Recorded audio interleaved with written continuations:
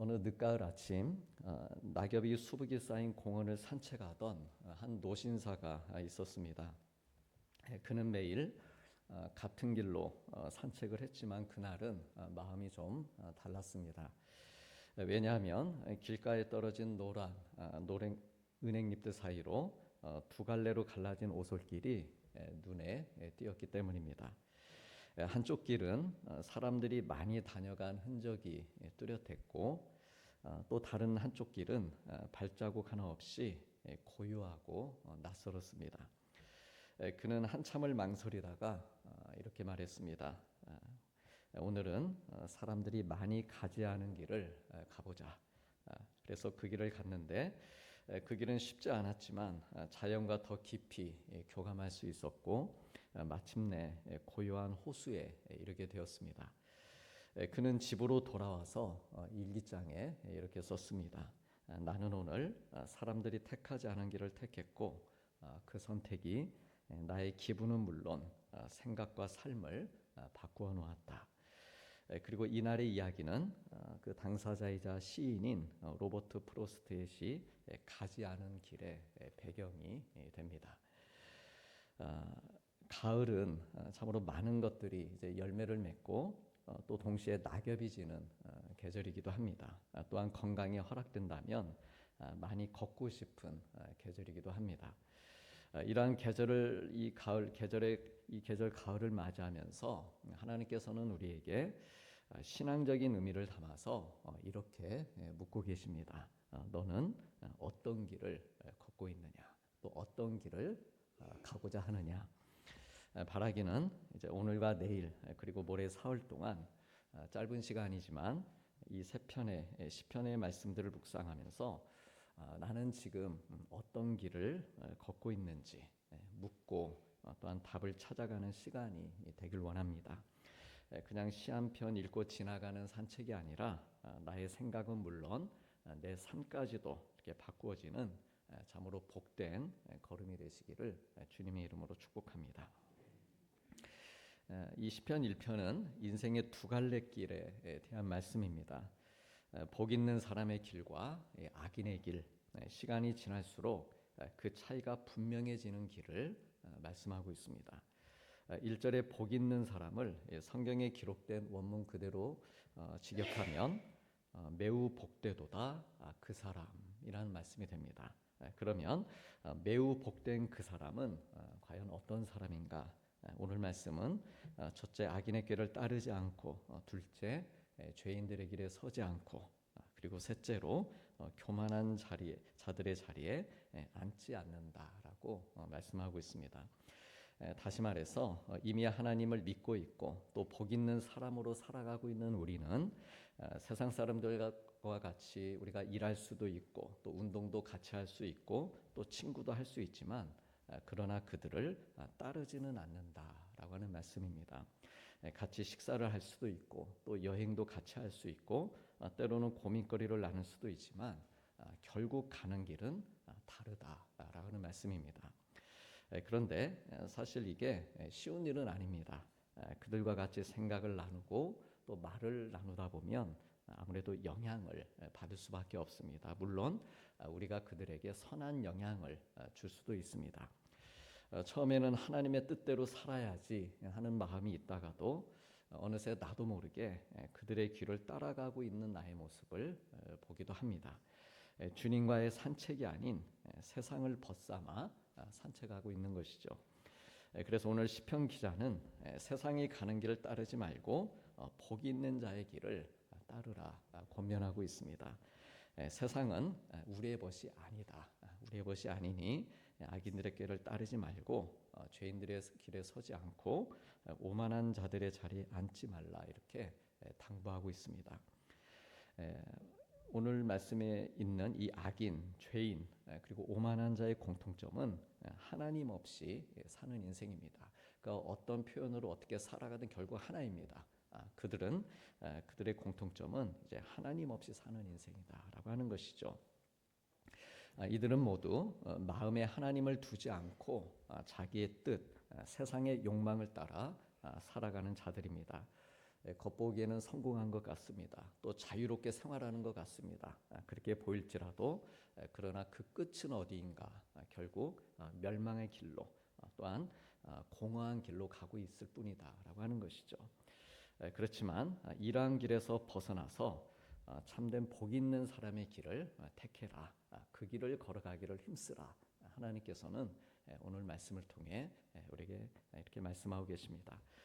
그렇다면 이 복 있는 사람은 어떤 사람일까라고 하는 것이죠.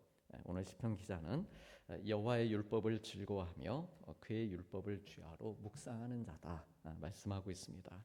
그러니까 하나님 말씀을 가까이 하라는 것이죠. 또 그 말씀 안에서 인생의 방향을 찾고자 힘써라.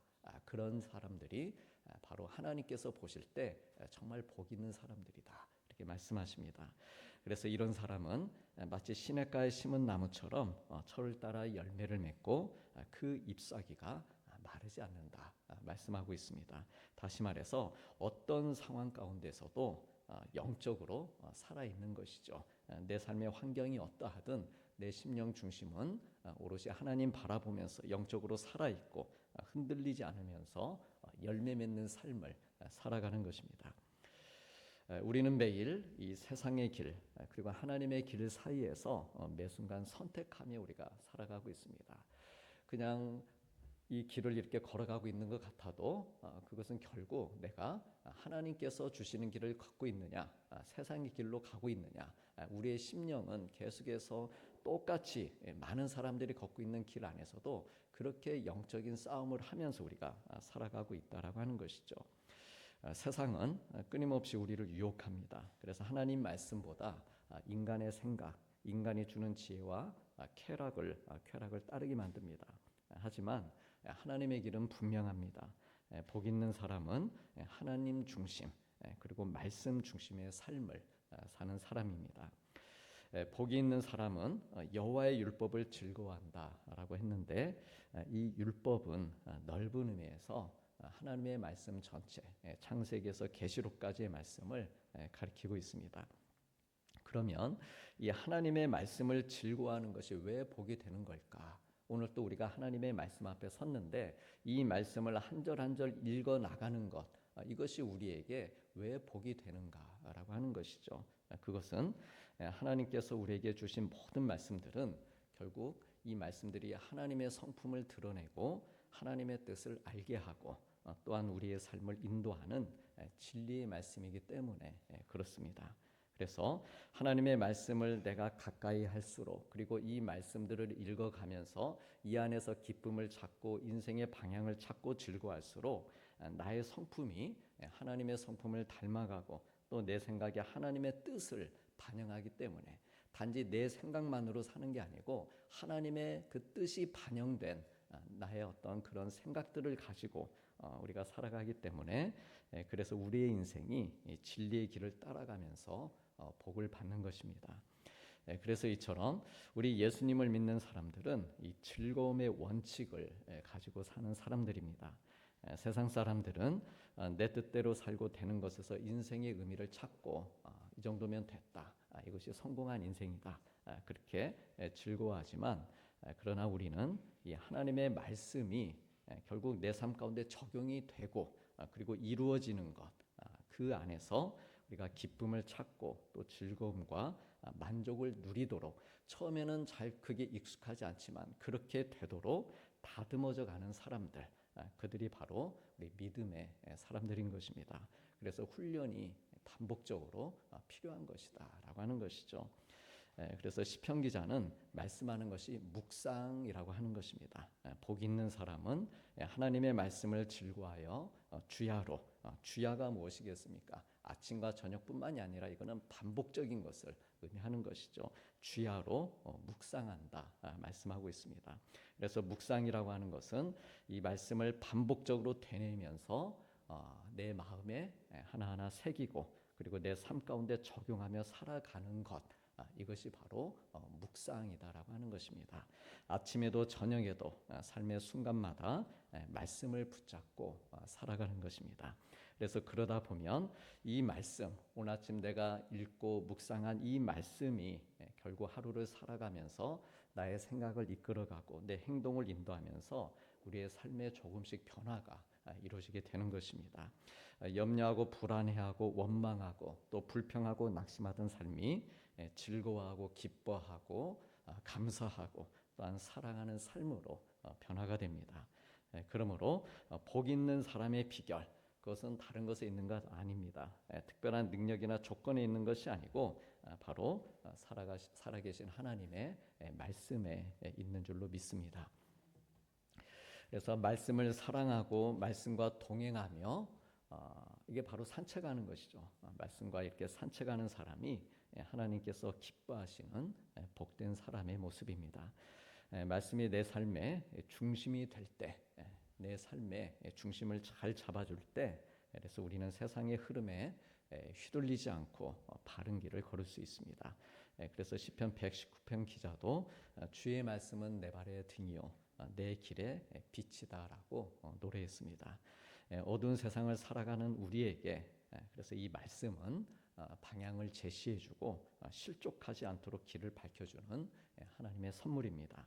그래서 이 선물인 말씀을 통해서 우리는 하나님을 더욱 깊이 알아가고 그분의 뜻을 알아가며 또 분별하며 날마다 그분 안에서 자라갈 수 있습니다. 그러면 이 하나님의 말씀을 즐거워하는 이 복이 있는 사람들은 어떠한 모습으로 자라갈까라고 하는 것입니다. 우리 다 함께 3절 말씀 보시겠습니다. 그는 시냇가에 심은 나무가 철을 따라 열매를 맺으며 그 잎사귀가 마르지 아니함 같으니 그가 하는 모든 일이 다 형통하리로다. 아멘. 시냇가에 심긴 나무는 언제나 물을 공급받는다라고 하는 것이죠. 가뭄이 들어도 또 주변이 메말라가도 이 나무는 시냇물을 통해 계속해서 생명을 유지하고 자라게 됩니다. 우리도 마찬가지입니다. 우리가 말씀과 함께 산책하고 깊이 뿌리를 내려가는 인생, 그 인생은 세상이 흔들려도 또한 환경이 바뀌어도 그의 생명력이 끊이질 않습니다. 왜냐하면 생명의 근원 되시는 하나님께서 친히 우리의 공급자가 되시기 때문입니다. 예수님께서는 요한복음 4장에서 사마리아 여인에게 내가 주는 물을 마시는 자는 영원히 목마르지 아니하리다 이렇게 말씀을 주셨습니다. 그러므로 우리가 말씀 안에 거할 때 바로 이 영원한 생수로 충만해지는 것입니다. 또한 시냇가에 심긴 나무는 그 살아있음을 증명하기 위해서 열매를 맺습니다. 아무 때나 열매 맺는 것 아니고 오늘 말씀처럼 철을 따라서 즉 하나님의 시간에 따라서 가장 알맞은 때에 열매를 맺습니다. 우리는 때로 너무 조급합니다. 빠른 결과를 원하기도 합니다. 그렇지만 하나님께서는 우리의 삶을 다듬어 가시면서 때를 따라서 아름다운 열매를 맺게 하시는 분입니다. 그러므로 복이 있는 사람은 어떤 사람인가? 말씀을 읽고 묵상하면서 말씀을 읽고 묵상한다는 것은 그 자체가 이미 기다린다, 인내한다 라고 하는 뜻이 담겨 있는 것입니다. 그래서 복 있는 사람은 바로 말씀 안에서 인내하며 때를 기다릴 줄 아는 사람, 그 사람이 복이 있는 사람이다. 그리고 하나님께서는 그런 우리에게 반드시 열매를 허락해 주십니다. 그래서 기쁨의 열매도 주시는 것이고 평안의 열매도 주시고 또한 믿음이 계속해서 자라가는 이러한 귀한 영적인 성숙의 열매도 주십니다. 우리가 세상에서 맺어가는 열매도 있습니다. 눈에 보이고 또 세상에서 말하는 소위 성공적인 열매도 우리가 살아가면서 최선을 다해서 거둬야 되겠지만 그러나 그런 가운데서도 그렇게 세상적인 성공과 부를 이루면서도 마음에는 평안의 열매를 거두지 못하는 사람들도 적지 않은 것을 우리가 보게 됩니다. 그러나 우리 믿음의 사람들은 바로 하나님께서 주시는 좀 전에 말씀드린 기쁨, 평안, 또 우리의 믿음의 열매 이것을 계속해서 이제 맺어가는 그런 사람들이다라고 하는 것입니다. 또한 시냇가에 심긴 나무는 잎사귀가 마르지 않는 삶을 살아가게 됩니다. 잎사귀는 나무의 생명력과 아름다움을 상징합니다. 세월이 지나도 또 시절이 바뀌어도 이 나무는 마르지 않습니다. 그 뿌리가 깊고 물이 끊이질 않기 때문입니다. 마찬가지로 하나님과의 좋은 관계, 나아가 깊은 관계로 이렇게 살아가는 사람은 그의 영혼이 메마르지 않습니다. 우리가 겉으로는 세상적으로는 후패할 수 있습니다. 육신적으로는 약해질 수 있습니다. 그러나 늘 하나님과 우리가 깊이 살아가다 보면 그 늙어감 가운데서도 나이 들어감 가운데서도 하나님께서 주시는 그 빛으로 청청해지는 그런 은혜를 누릴 수 있는 것입니다. 세상이 주는 걱정 두려움 가운데서도 그의 내면이 살아있고 평안하며 흔들리지 않습니다. 그래서 이것이 바로 하나님께서 주시는 복이다. 오늘 시편 기자는 이렇게 말씀하고 있습니다. 그래서 이러한 복 있는 사람들, 그는 그가 하는 모든 일이 다 형통하다라고 선포하고 있습니다. 우리 사랑하는 성도님들, 형통이란 하나님의 뜻 안에서 내가 걸어가는 모든 길에 하나님께서 함께 하시는 것, 그것이 형통입니다. 그 길이 때로 고난의 길이라 할지라도 주님이 함께 하시면 그것이 형통이다. 그렇게 믿고 고백하는 사람들이 바로 우리 믿음의 사람들입니다.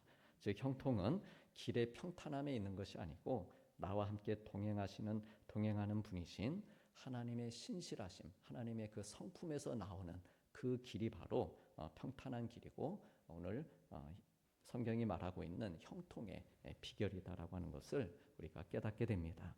그래서 복 있는 삶은 멀리에 있지 않습니다. 우리가 말씀 안에 거하고 주님 안에 그 말씀 안에 뿌리를 내릴 때 우리의 삶은 시냇가에 심은 나무처럼 살아나고 또한 자라나며 열매를 맺고 마르지 않는 것입니다. 그러므로 오늘 가을 영성 새벽기도의 첫날인 오늘부터 시작해서 이제 계속해서 가을이 깊어가고 또 이 한 해가 12월 다 지나도록 악인과 죄인의 길에 내가 서는 것이 아니고 오직 하나님 사랑하고 말씀을 즐거워하는 길에 서시기를 소망하시길 바랍니다.